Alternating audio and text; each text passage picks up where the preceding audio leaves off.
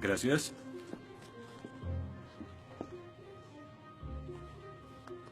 Disculpe, señor... Wheaton. Josh Wheaton. Señor Wheaton, ¿le pasa algo? No puedo hacer esto. No puedo hacer lo que pide, soy cristiano.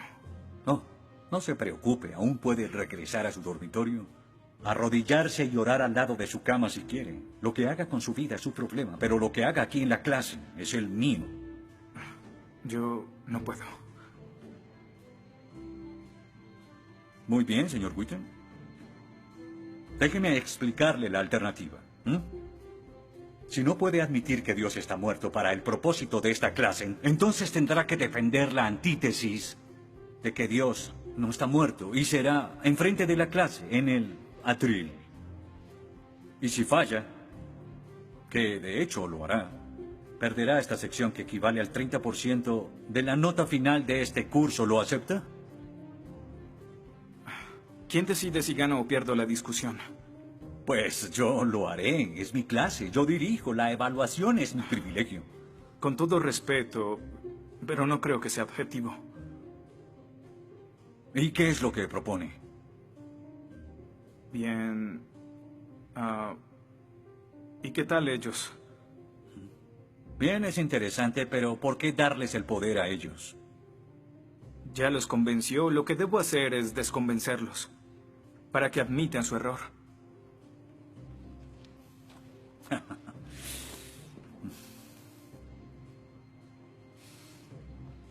Bien.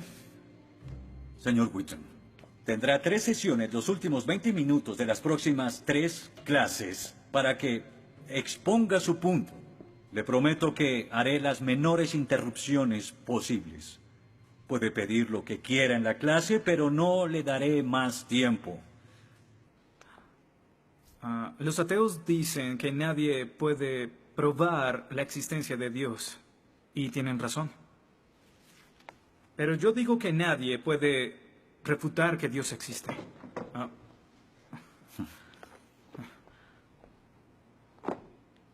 Pero la única forma de debatir este asunto es observando la evidencia disponible. Y es lo que vamos a hacer. Pondremos a Dios en un juicio. Con el profesor Radisson como fiscal y yo como el abogado defensor. Y ustedes como el jurado.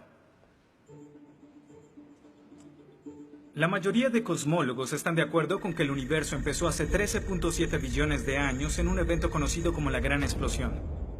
Ahora, analicemos la descripción del físico ganador del premio Nobel Steven Weinberg de cómo habría sido la Gran Explosión y, ya que él es ateo, podemos estar seguros de que no hay ninguna inclinación religiosa en su descripción. Al principio, hubo una explosión y en 3 minutos, 98% de la materia que hay o habrá se produjo. El universo apareció. Por 2500 años, la mayoría de científicos estuvieron de acuerdo con Aristóteles, con la idea de que el universo siempre ha existido sin inicio o final. Pero la Biblia no está de acuerdo. En 1920, el astrónomo belga Georges Lemaitre, teísta, que de hecho... ¿Qué es un teísta? Un teísta es alguien que cree en la existencia de Dios. Dijo que todo el universo saltó a la existencia en un billonésimo de segundo. De la nada, en un inimaginable destello de luz. Así es como esperaría que el universo respondiera si Dios hubiera dado la instrucción en Génesis 1:3 que exista la luz. En otras palabras, el origen del universo apareció como se esperaría después de leer Génesis y por 2500 años. La Biblia tiene razón y la ciencia está equivocada. Todo apunta a un Dios que lo creó, verán. En el mundo real no se ven cosas que se salgan de la nada, pero los ateos quieren hacer una excepción en esta regla. Específicamente en el universo y... Pero en su libro El espejismo de Dios, Richard Dawkins dice que si me dices que Dios creó el universo, entonces tengo el derecho a preguntar quién creó a Dios. La pregunta de Dawkins solo tiene sentido en términos de un Dios que ha sido creado. No tiene sentido en términos de un Dios no creado. que es la clase de Dios en el que creen, incluso dejando a Dios fuera de la ecuación, tengo el derecho de devolverle la pregunta al señor Dawkins y decir, si el universo te creó, ¿quién creó el universo?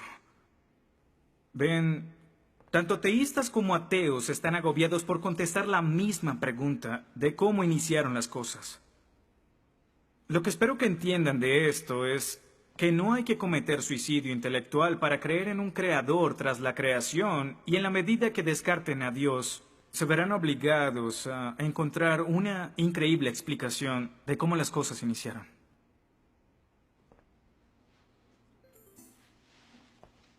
Me imagino que estás satisfecho con tu presentación.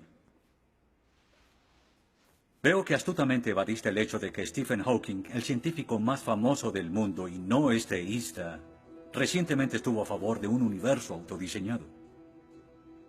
No lo evadí, simplemente... Simplemente no lo sabías. Bien, veamos lo que el profesor Hawking, profesor lucasiano de física de Cambridge, quien ahora ocupa la silla usada por Sir Isaac Newton, tiene que decir sobre el origen del universo. Y cito: ya que hay una ley como la gravedad, el universo puede y se creará de la nada. Creación espontánea es la razón. Hay algo en lugar de nada. Por eso es que el universo existe. Nosotros existimos. No es necesario invocar a Dios para tener al universo en movimiento. Final de la cita. Nunca ibas a mencionar su comentario, pero su opinión se mantiene. ¿Qué respondes?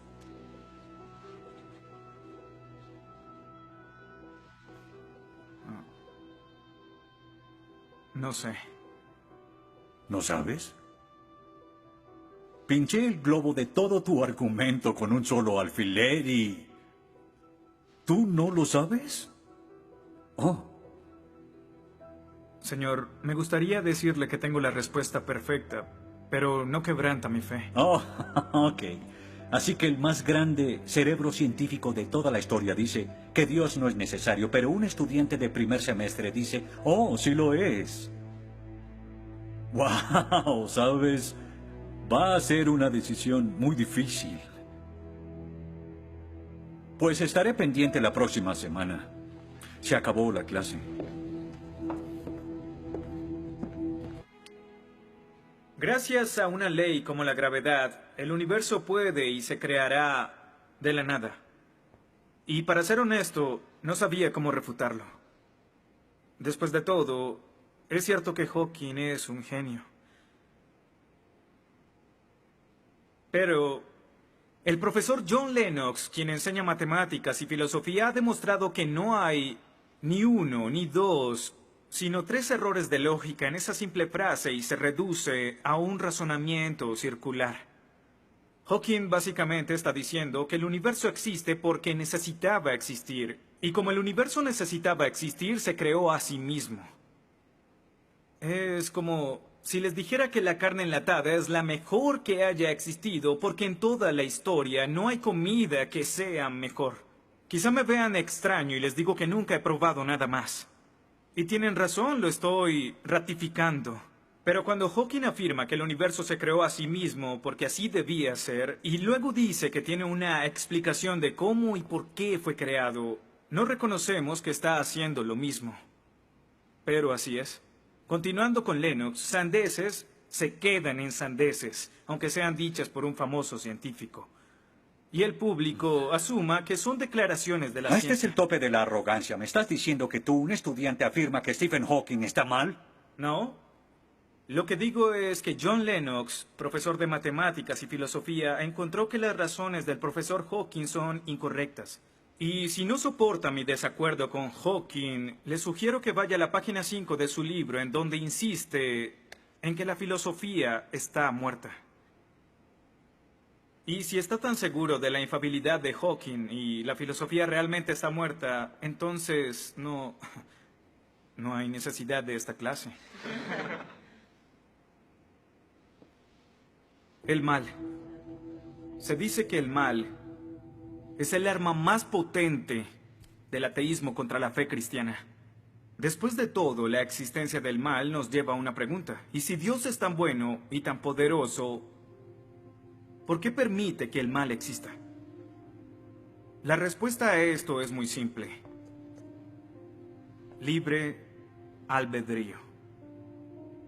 Dios permite que el mal exista por el libre albedrío. Desde el punto de vista cristiano, Dios tolera el mal en este mundo por un tiempo para que un día todos los que eligieron amarlo estén con Él en el cielo, apartados del mal, pero con el libre albedrío intacto.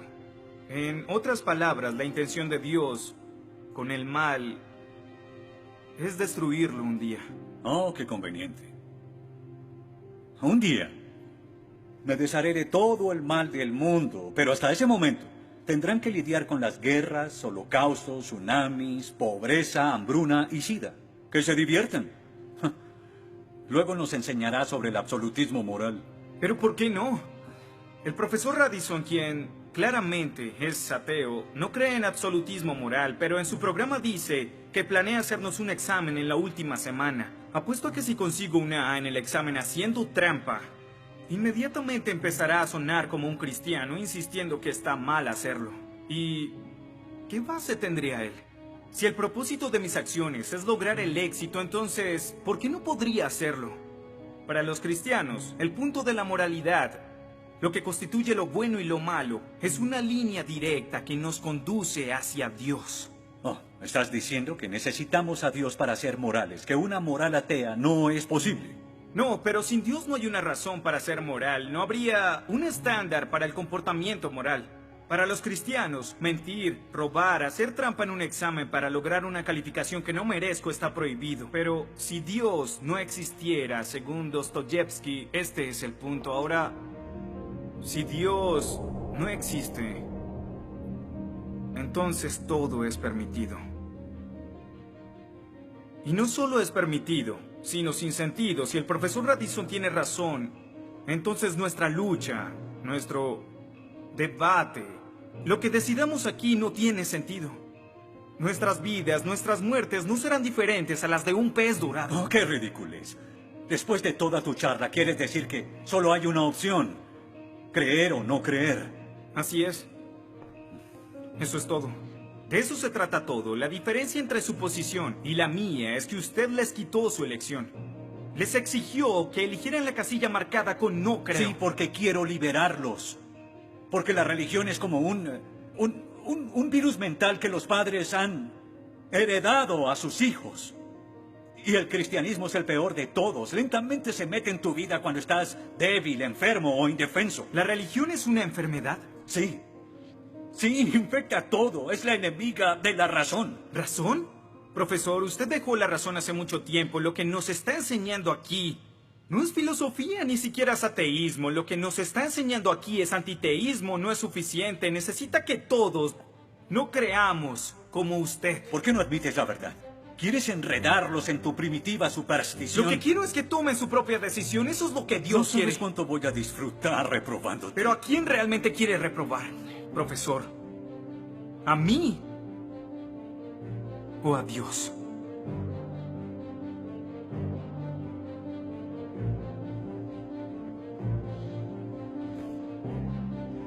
¿Odia a Dios?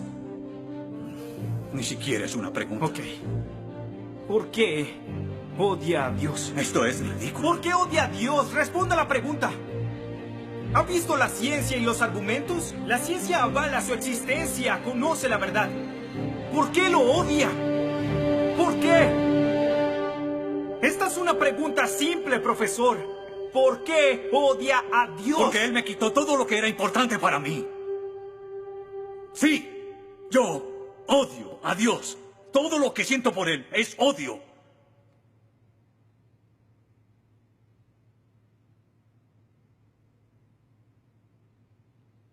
¿Cómo puede odiar a Dios si no existe?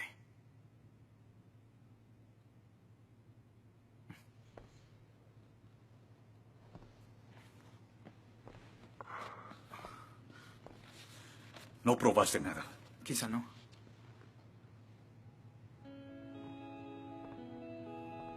Ellos deben elegir.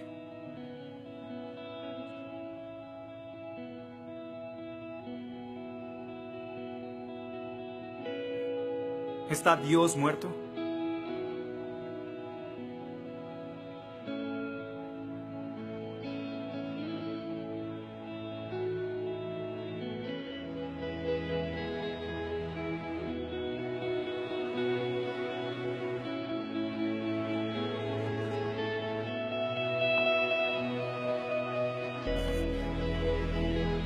Dios no está muerto.